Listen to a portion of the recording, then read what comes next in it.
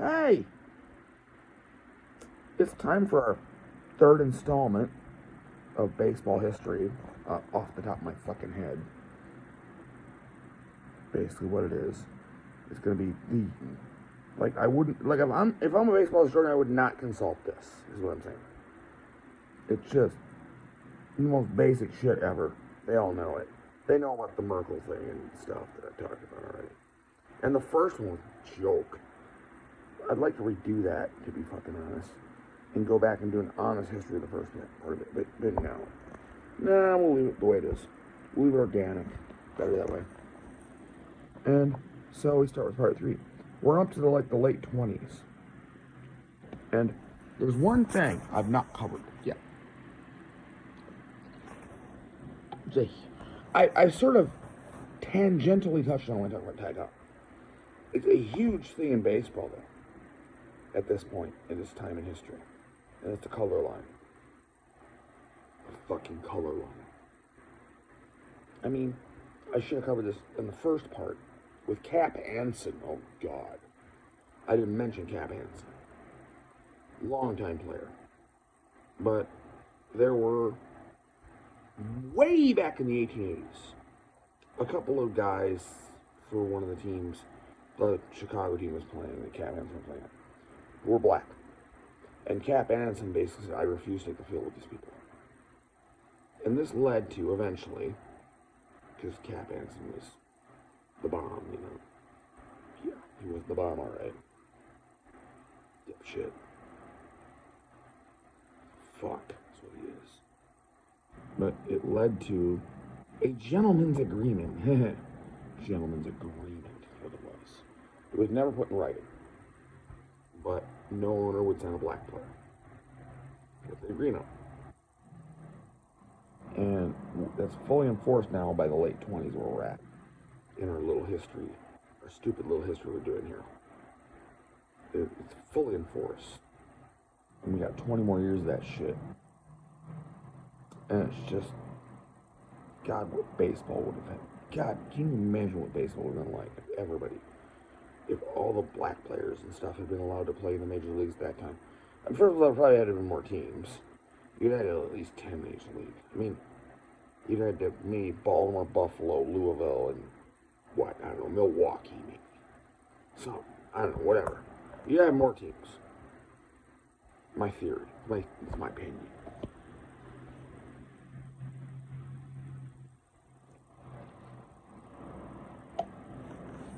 So in some weird way, the Negro Leagues are the reason Buffalo never had a major league team. No, not really. I just made that up, but yep. Okay, so let's get back to the main timeline here.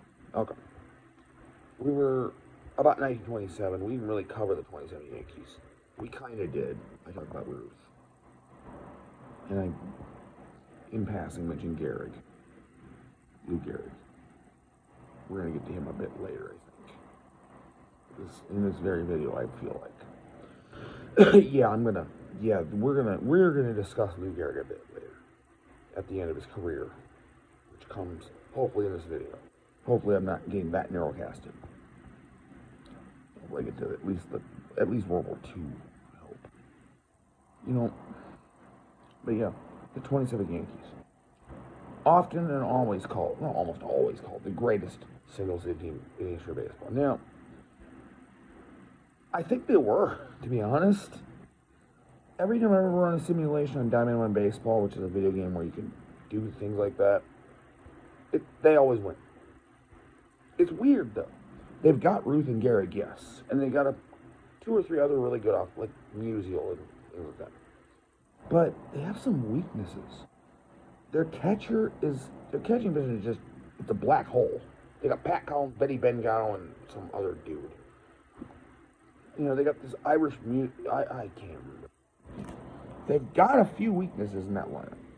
They're not the mid-70s Reds, in my point. They have weaknesses in their lineup. But then you get to the pitching. And the pitching is where it's at for that people. For all this talk about the offense, the pitching is where it's at. They're just, I have a hard time ever agreeing with that. That they are the greatest team in baseball history. Single season. I mean, I know computer simulations aren't real life, but I think the only team that can come possibly close to them would be the Big Red Machine, and which we'll get to in about 5 videos the way I'm going. Well, not that many. I think I'm moving a little bit on here. But we got to move on from that. Okay, so they win that year, and they win in 28 again. And then the Athletics make their comeback. Connie Mack's A's, finally. You know, they kind of, in 1928, kind of finished second. A distant second, but, you know, they're back. And then 29, 30, and 31. The Oakland A's. The Oakland A's. Maybe not the Charlie Finley year yet. No, the Connie Mack A's make their last. The Connie Mack A's, I'm saying, make their last great rush. Because after this, it really goes into the hang for them. But they have a glory-filled through 2 or 3 years. They don't win the World Series every year, and for to be fucking honest, I don't remember how many they won. They won at least one of them, you know, and 1 or 2. Got some World Series, great players. Ty Cobb, like, for example, ending his career in 1929, I think. But they had Mickey Cochran and people like that, and just, you know, great players. Just great.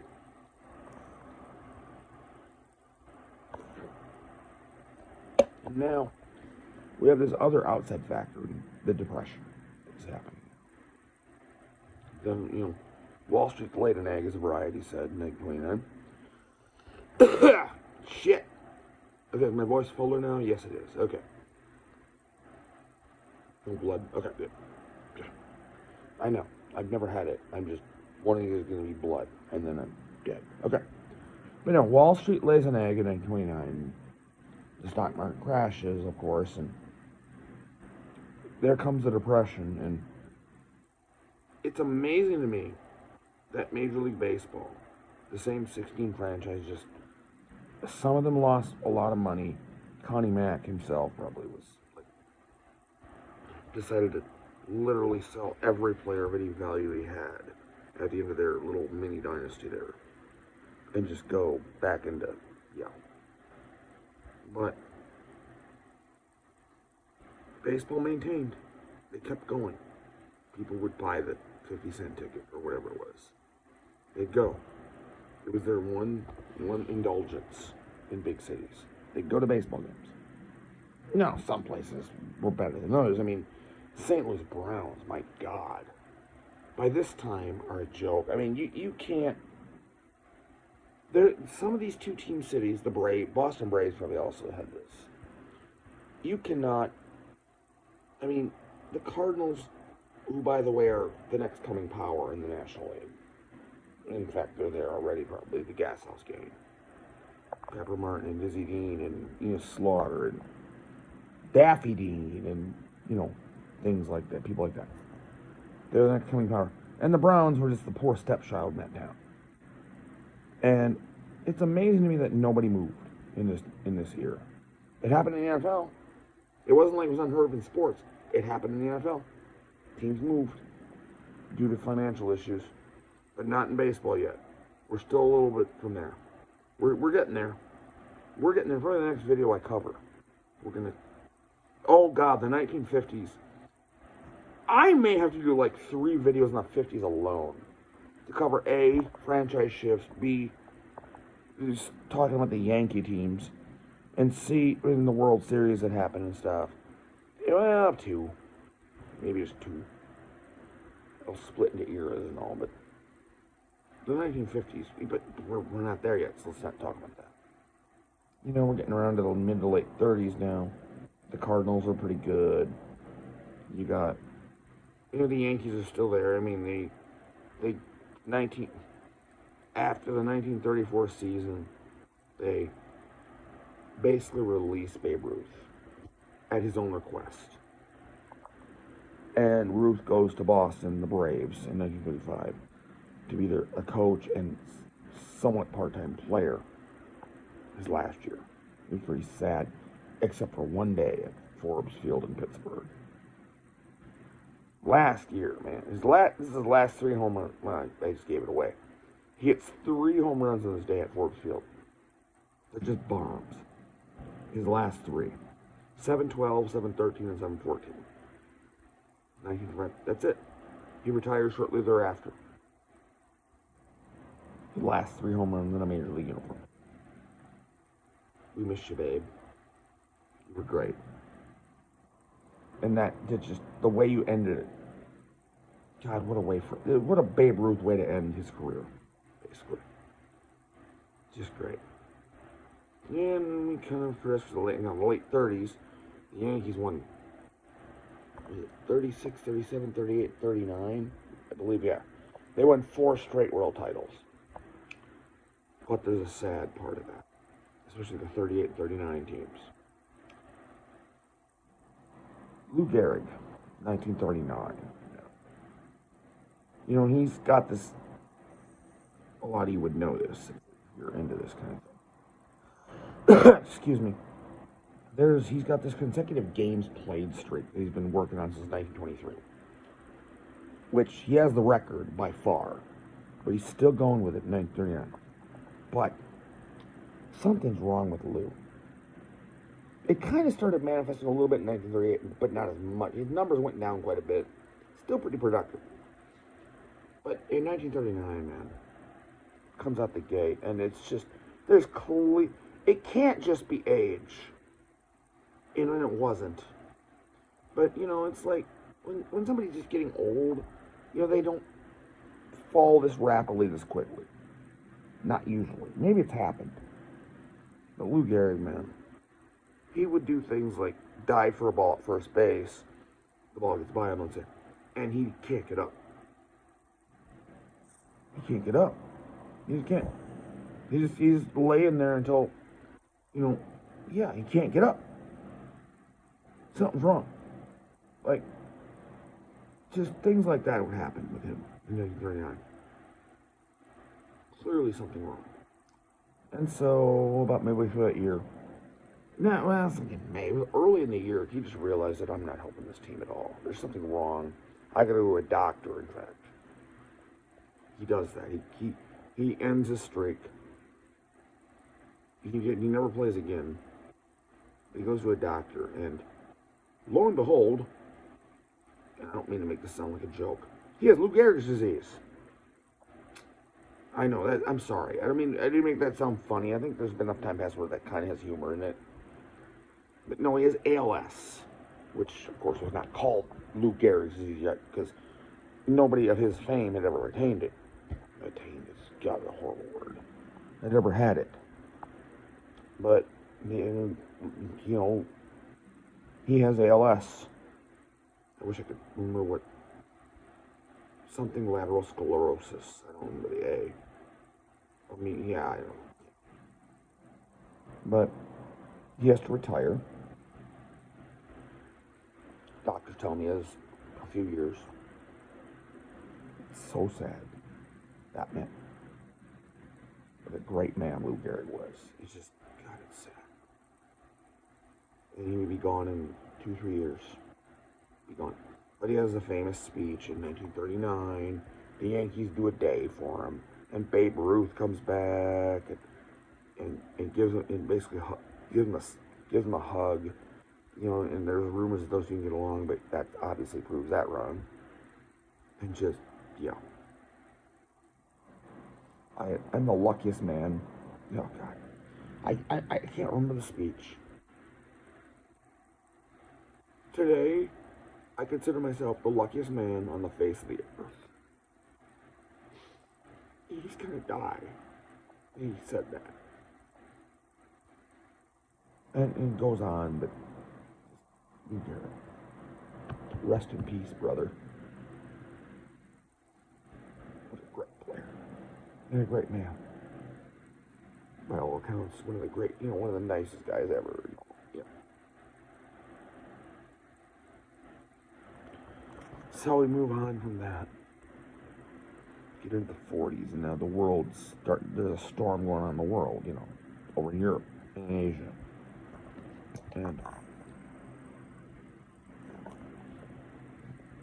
And, Pearl Harbor happens. And then baseball changes for a few years. Oh, it doesn't change structurally. Again, same-sex teams. Plowing forward. They got another decade of this stasis that they're in. But what happens is, of course, we're at war. The U.S. And this wouldn't happen today. But back then, baseball players enlisted. Ted Williams enlisted. I haven't talked about him. I might, who will. I'll probably touch on him here and there. I might talk about his last at bat or something later in a later video. Or, well, I could talk about the fact that he was the last player in 1940. Wow, hell, we're there now, sure. 1941. Ted Williams becomes the last player with enough qualified at bats to hit 400. It's 401. Or 406, rather. Sorry.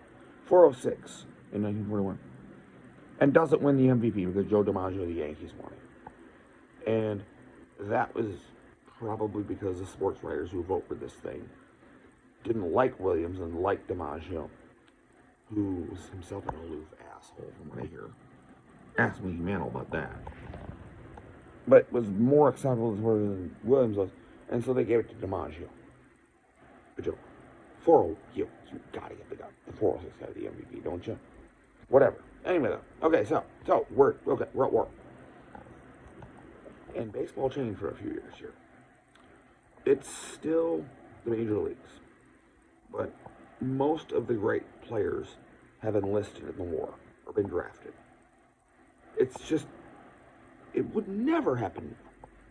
They'd be exempt or something, which is a joke. I mean, if we ever go to war or conventional war, I don't think a war of that sort could ever happen now, because it would go to nukes. I don't want to go into that. I've been in that in other videos. We're not going to do that. There would be no conventional war that's huge to that magnitude where you need everybody. Is my point. Like World War III is going to be, yeah. You don't need draft. You don't need a draft for World War III. You got missiles. Anyway, that's just off topic, and I'm sorry. But baseball, with all these guys out, and basically what you got is 4Fs playing and shit like that, and people that are too old or people that are too young. I mean, you have a 14-year-old kid named Joe Nuxhall during that war at one point, pitching. A 50. A 15-year-old kid pitching in a major league game against the St. Louis Cardinals. And that was probably the worst possible team he could have pitched against. Because the Cardinals had Stan Musial, who, for whatever reason, didn't enlist or go to the war until the very end. The Cardinals kind of stayed together. And you can tell from the results that year, they won a couple World Series and were in another. And this poor kid, he pitched only one inning, but got shelled at 50, as you would expect. Now, to this boy's credit, this boy, he's way older than me. To this boy's credit, he didn't come back to the majors for about 7 more years, but then came back as a man, and actually had a nice, 13, 14-year major league career after that. So, that's cool. And then was there he was in the Reds radio broadcast team for many years. So he had a nice life. But that day must have shelled him in. 15 years old in the big leagues. And then you had a one-arm guy named Pete Gray playing with the St. Louis Browns. And it was inspiring as hell. He didn't even, his numbers weren't great. I mean, he was never going to be great. But he held his own out there, He had his thing. And he hit 219 or something. Whatever. It wasn't terrible. Well, bad. It would be if he had 2 arms and talent. But that guy had talent, man. Could play. Things like that are happening to keep baseball going. And, of course, President Roosevelt, he had a famous letter where he said Major League Baseball needs to keep going to give all the munitions workers something to look forward to every day. And you might want to play more night games, because then they could go to them, which was a thing. Night baseball's become a thing now. I forgot about that. That's a huge, actually. I mean, other than at Wrigley Field, which didn't adopt night baseball until I was 17 years old. I mean, yeah, it's a ways away. But the rest of the stadiums, they put lights in. And, yeah. So night baseball's a thing now. It doesn't come to the World Series until 1971, but regular season baseball, they play night games a lot now. Which, again, it's great for these munitions workers that are working in converted auto factories that are now building tanks and stuff. They work during the day, they can go to a ball game at night at Tiger Stadium in Detroit, listen. Perfect.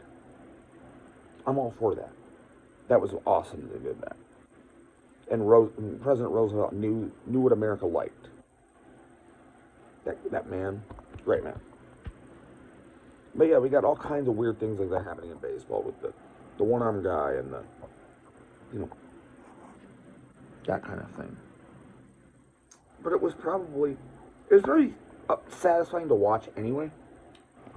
Just because, it's all you had, and at least it was something to divert from that fucking war, which took till 1945 before we finally closed that out. And the real Major League had come back. But, it's probably it was satisfying in its own way. The St. Louis Browns won the 1944 American League pennant. This was not a very good team. I mean, it was good. It was okay. They had some decent guys. And, of course, when they go to the World Series, they're playing the most intact team in baseball that seems to be full of guys that either don't want to enlist or are 4Fs. And the Cardinals, they score some rivals and they get beat. But, hell, they made the World Series the one time they ever did it.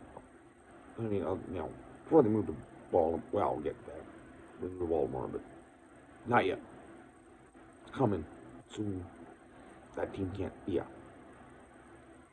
And then 1945, you got the Cubs and Tigers. The last time before 2016, the Cubs played in the World Series. And that's where the Billy Goat curse comes in, I believe. So-called. I still think 1908 was the reason they had cursed. There is. If you believe in that sort of shit. Which I don't. 22 minutes. I need to go on further. A little bit. No, maybe not. I think I might keep this one short. Just get through World War II. And then you get to the Tigers win that one, and then Ted Williams plays in, is that his only World Series? I think it is, 1946. All the regular guys are finally back. And, well, some of them, it's kind of sucks for some of them because they basically lost the prime of their careers fighting in that war. And when they came back, they couldn't do it anymore. You would think, but they couldn't do it anymore. They were 3 years away at war, and they come back, and it's not the same. Some of them. Not Ted Williams, though. My God, no. Not Ted Williams. That man was a man. I'm going to talk about Ted Williams for a minute here. I admire Ted Williams to death. This man, who, 1939 and 1960, with the Boston Red Sox, of course, doesn't even have 3,000 hits. But the reason for that is, 5 of his seasons were spent fighting wars. World War, and then Korea. He goes back to Korea. This man was a patriot. And I admire him to death. Oh, God, that man. The last guy did 400, I mentioned that already. Hit 521 home runs. If he had, oh, God. I can't even imagine what his numbers in his career would look like if the war years he played. And say injury-free. He would have had 700 home runs, in my opinion. Probably almost 4,000 hits, if not 4,000. He would have challenged Cobb. But he couldn't. And then, of course, there is the factor that if he had played all those years, maybe he retired sooner, That's true, too. But I'm kind of doing the fantasy thing that all baseball history geeks like me do. Some have done, like simulations of his career. And the numbers come out like that. Like 7 home runs, 4,000 hits. Think of that. That's how good he was. But, yeah. So he's back and everybody's back and it's all good. We can all go back to regular baseball again. And that, I'm at 25 minutes here. I think this is where I stop it. It's a good place. I was kind of thinking the end of World War II while we're there. So, all right. We shall stop this until part 4 at some undetermined future date. I am out.